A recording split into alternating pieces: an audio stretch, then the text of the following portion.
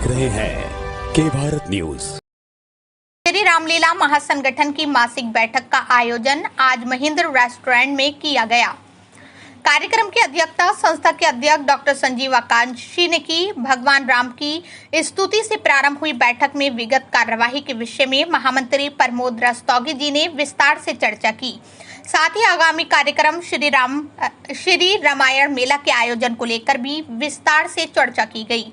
श्री रामायण मेला में विगत वर्ष 650 से अधिक प्रतिभागियों ने अपनी प्रस्तुतियां दी थीं। मुरादाबाद महानगर एवं आसपास के क्षेत्र के 66 विद्यालयों के विद्यार्थियों द्वारा अपनी प्रस्तुतियां दी गई थीं। इस वर्ष भी श्री रामायण मेला के आयोजन को लेकर आज सभी वक्ताओं एवं सदस्यों ने अपने विचार रखे। आगामी 30 अगस्त तुलसी जयंती के अवसर पर रामायण मेले का आयोजन करने पर सहमति बनी। इस आयोजन में विशेष रूप से उन कलाकारों को भी सम्मानित किया जाएगा जिन्होंने विगत दिनों भारतीय हिंदू नाट्य अकादमी के साथ मिलकर कला भारती द्वारा किए गए 10 दिवसीय रामलीला प्रशिक्षण शिविर में प्रतिभाग किया था।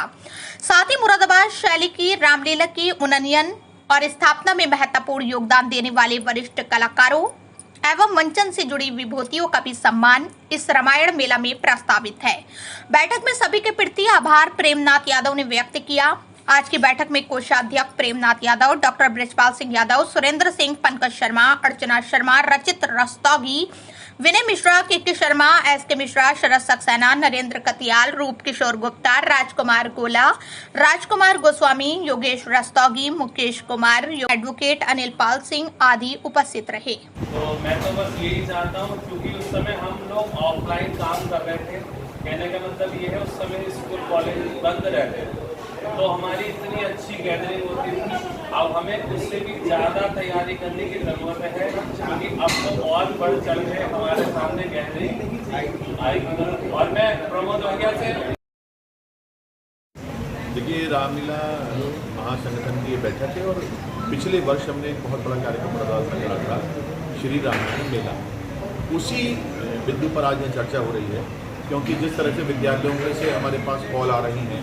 पिछली बार मुरादाबाद के लगभग 67 विद्यालयों ने इसमें प्रतिभाग किया था, 600-650 बच्चों का प्रतिभाग था।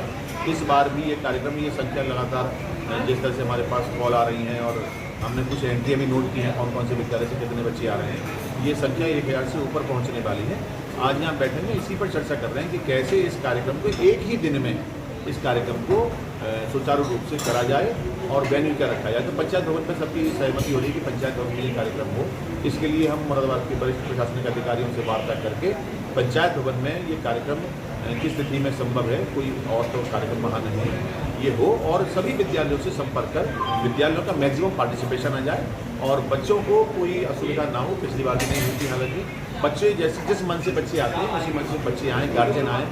और जैसे पिछली बार रहा था 600-700 बच्चों का भोजन वो सारा पिछली बार जैसा कार्यक्रम हुआ उससे एक कदम हम आगे बढ़ें, उन्नति की ओर अग्रसर हैं। यह कार्यक्रम हम ये मन के चल रहे हैं। दूसरा, इस कार्यक्रम की जो हमारा लक्ष्य है वो ये है, बालकों में जो हमारी सनातन परंपरा है उसका बीजारोपण, वो संस्कार जाना चाहिए। बालकों को जब भगवान के रूप में आप सजाते हैं तो ये तय बात है कि उसके अंतःकरण में वो ज्योति जलेगी जो उसके व्यक्तित्व को और निखारेगी।